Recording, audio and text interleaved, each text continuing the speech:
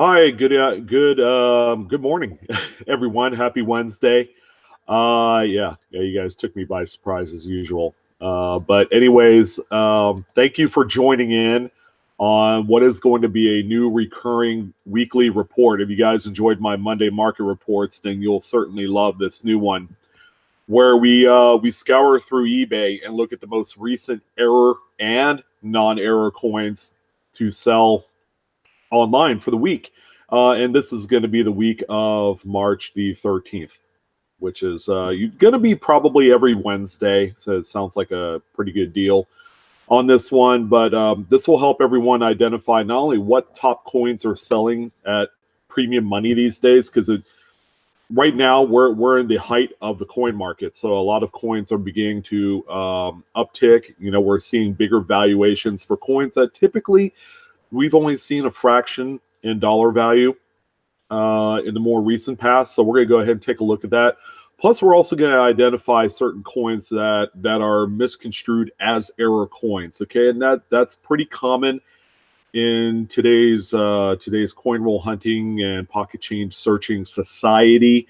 So we want to be able to make sure that we were able to identify some of those hits and some of the misses, so that way everybody can have a little takeaway educationally on the error coin collecting community. So before we get started, there is one site that I haven't ever shared with you guys in the past.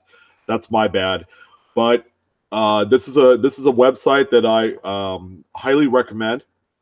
And as you can see on screen on the top left where you see the cursor, it's error-ref.com. So it's an error reference site for coins. Pretty neat. All right, so this is a site that's admin by a gentleman by the name of Mike Diamond. Okay, he is one of the foremost experts in the error field. Of course, as you can see on this panel, you have a number of other gentlemen that are just as prominent, if not on a higher level than Mike. You have Fred Weinberg. He has his own website. Mr. Sullivan, he has his own website. In addition, he sells a lot of coins on eBay, so you never know. We might find a few of his products sold on eBay. BJ Neff, JC Stevens, Will Brooks, and Peter Lukic. These are all guys I've heard of and have known for quite a while. A few of these gentlemen are easy to reach out to if you need to.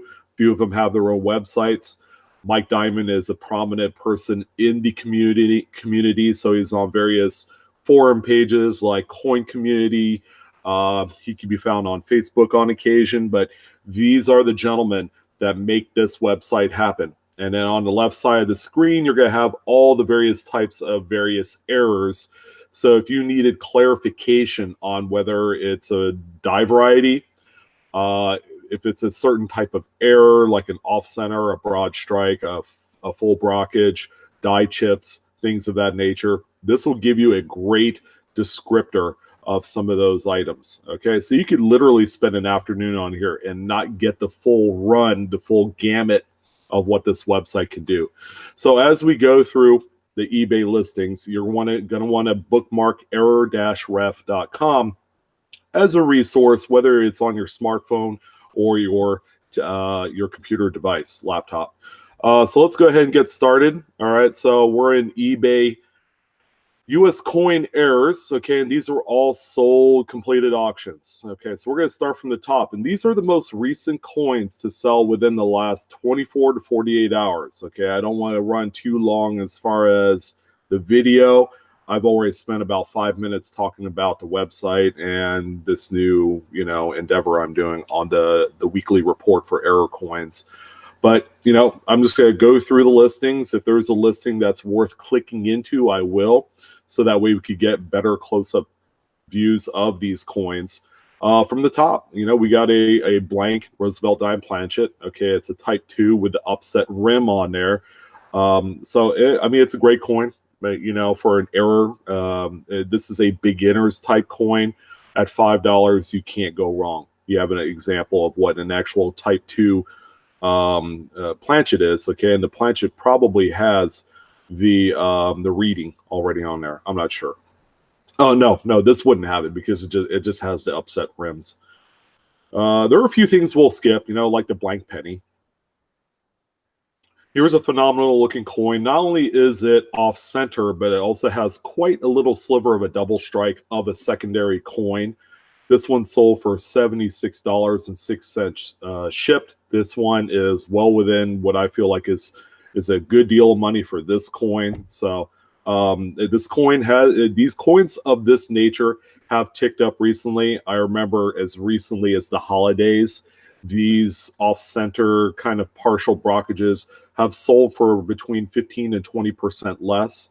Of course, during the holidays, it's not the ideal time to get into coins. It's a great time to get into coin roll hunting. So we have another broad strike. It's relatively minor, as you can see, but this one sold for about $22. Not bad. War nickel lamination. Okay, these, contrary to popular belief, laminations have been hot recently. This one sold for just over $7 shipped. However, it is a silver war nickel, and these things have been kind of like on the receiving end of some bad planchet quality to begin with. They're relatively common. I own a few myself. The only thing keeping this down, again, it's on the silver war nickel, just like buffalo nickels, where it's very prominent to have the improperly annealed planchets. The more common they are, date-wise, the less that they'll sell for. And then there's going to be some non-errors in here. Like here's a P&D set of 2002 SAC dollars that sold for right around $7. We'll skip that. Here's an uncirculated 1968 S/S double die Lincoln cent. Rare, this clear, and in this condition. I mean, the coin looks phenomenal, but I will say this.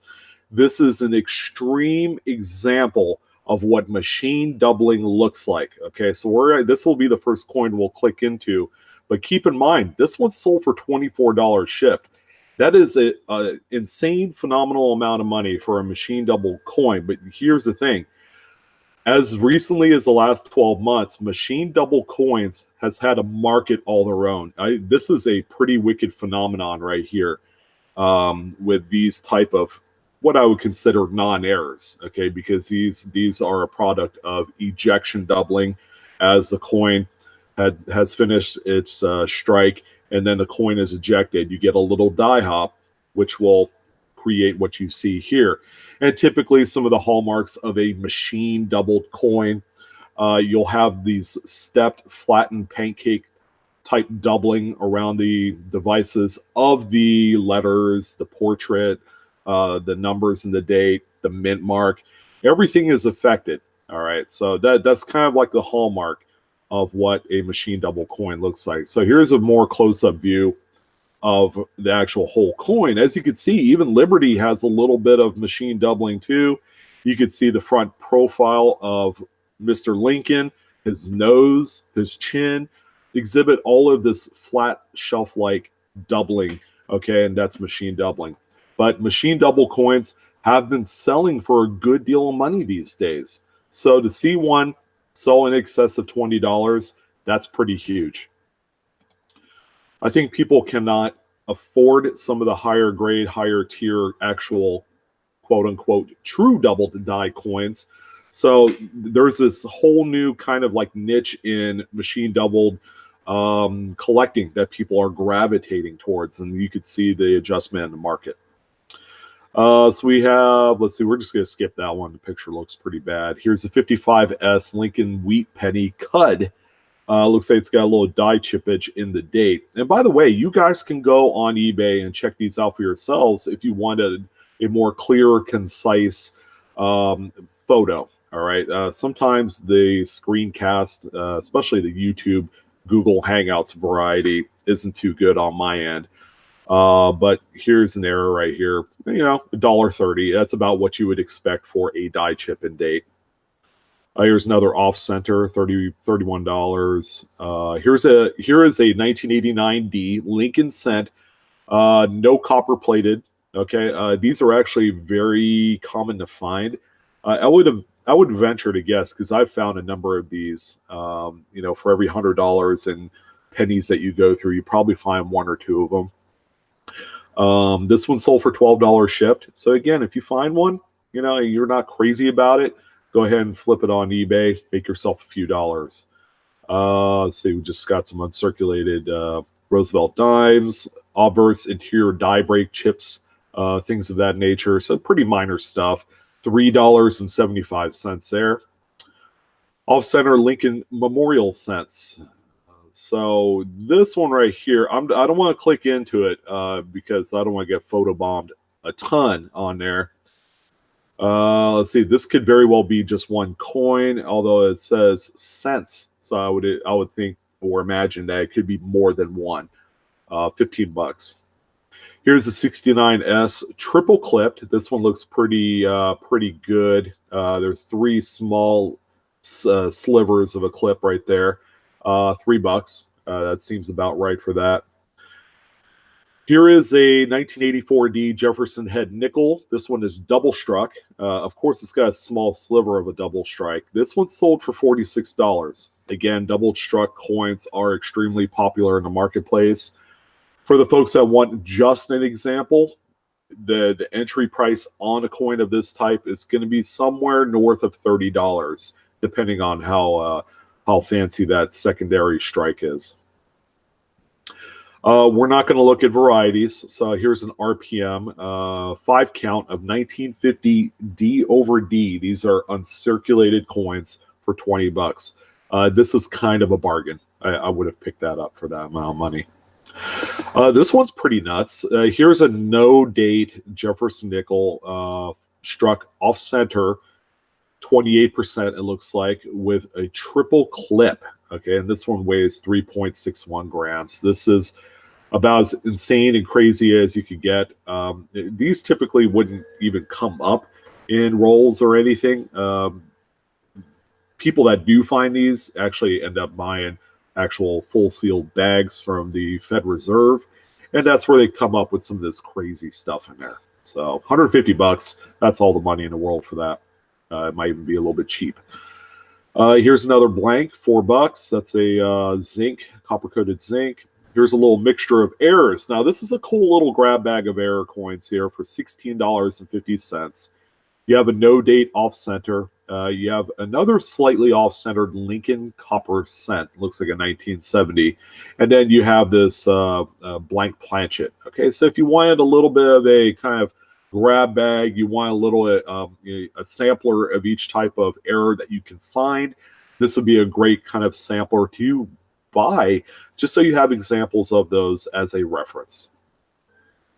Here's the Lincoln Memorial cent, 60% off center, no date, $11.50. Now keep in mind, with these type of coins, off center coins with no date don't sell nearly as much as the coin that exhibits a full date on there.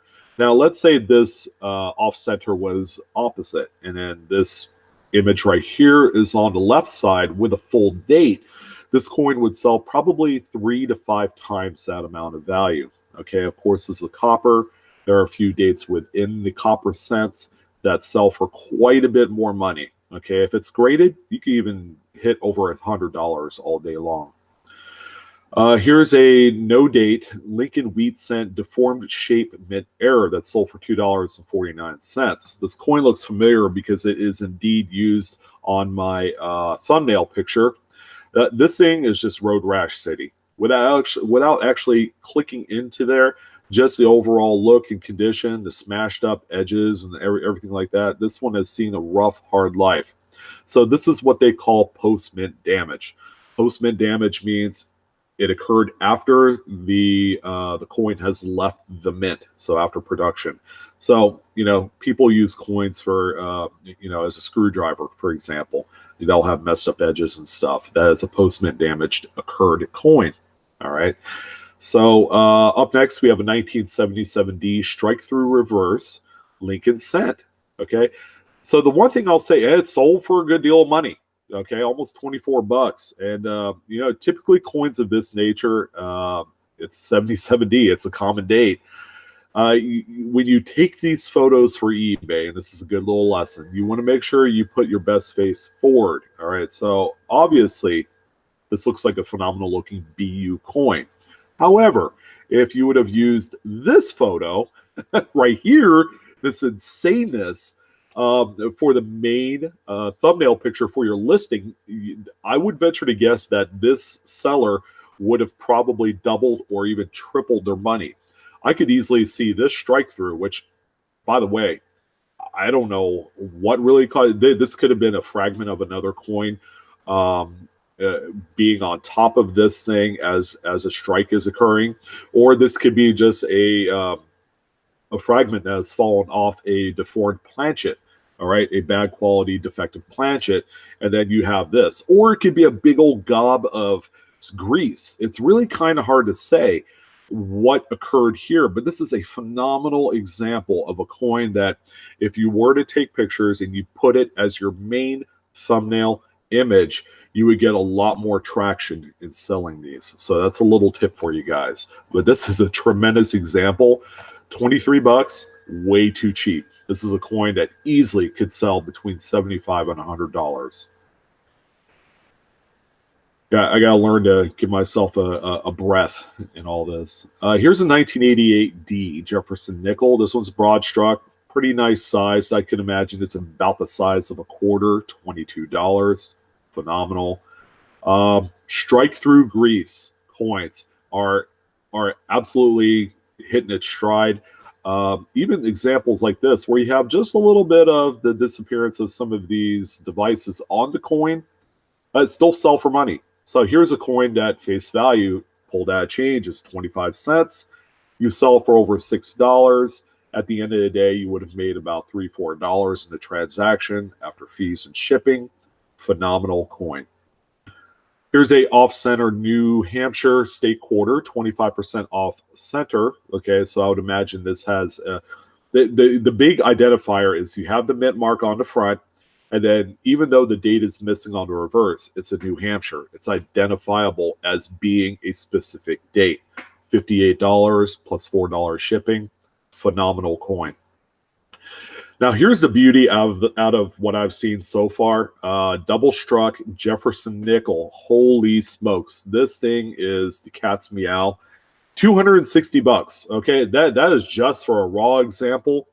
I would guess that this coin right here was scooped up by a prominent error collector because it is so beautiful and so robust and so lustrous that I can imagine that this coin right here, if graded, will end up being like a mint state 64 or 65 through one of the big grading services. If that were the case, this is a coin that probably would sell in excess of $500 graded. This is a great example of a coin that somebody picked up relatively inexpensively, for the error market starting to pick back up.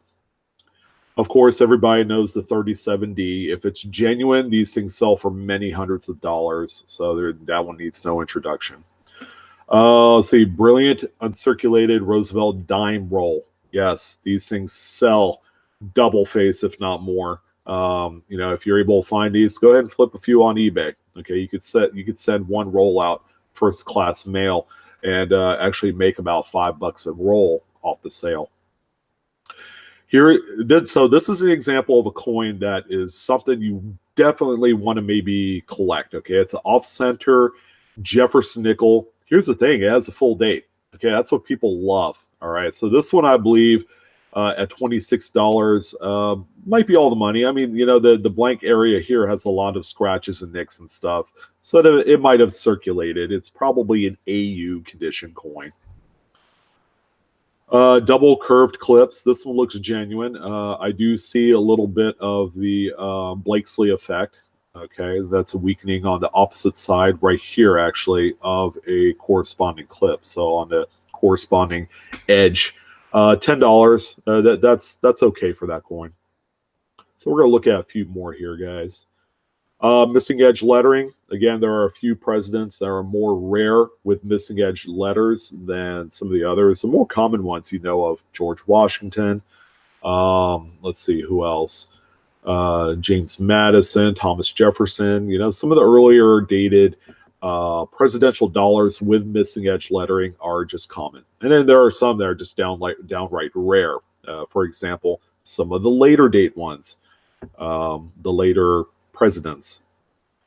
Here's a nice cheap off-center tremendously off center. It looks like it's about 80% off center at 750. Another broad strike right here, 2650. Oh, here's a cud right here. So it's got a retained cud right here. Sold for right around 14 bucks shipped. Yeah, you guys that go through wheat cent bags, keep an eye out on this. These coins are not worth just 5 cents or whatever you paid for them. These are coins that traditionally are being scooped up by collectors of cuds and die breaks. So that is another market all on its own, but this is a unique opportunity to sell something for many times face. Here's a NGC graded double struck unifaced coin, pretty nice, $78 shipped. Oh, this was pretty cool. Flip over double struck, Washington quarter, 1984. So the secondary strike is actually the reverse of a quarter. All right, that's pretty neat. You don't see that often. This one sold just south of $100. That is pretty nice for a raw example. And let's go ahead and end it off on a lamination that sold for a ton of money. This is a boatload of cash right here. And again, these things commonly overlooked in wheat cent bags and in coin rolls. All right, so if you find one that looks like this with a big old strip of the top layer of a coin peeled right off of the thing, $43. Tremendous amount of money for a coin that typically not a lot of people care about, but this one is well circulated, well unloved, but now someone loves it for over 40 bucks. So I think we're going to just go ahead and stop there. Oh, here's a obverse clad missing layer, mid-state 65 through PCGS, 125 bucks, pretty nice. But anyways, I hope you guys enjoyed this little snippet of a new weekly error report for eBay. You know, what is sold, what's legit. We only found 1 or 2 coins that are absolutely not real errors. So I'm happy to be able to identify at least 1 or 2. But for the most part, you guys have seen a little sample size of coins that typically are sometimes overlooked, but at the same time, you know, these things stick out like a sore thumb. How can you monetize off of the coins found in circulation? Aside from looking at silver and varieties, even the most minor of errors are worth money. So I want to thank you guys for joining in on this report. Again, I'm your host, Sean, with BlueRidgeSilverhound. Check me out on Facebook, Instagram, and Twitter. And as always, the best way you can support my channel is go ahead and give me a great big like. And yeah, subscribe. You guys take care, and I'll see you later.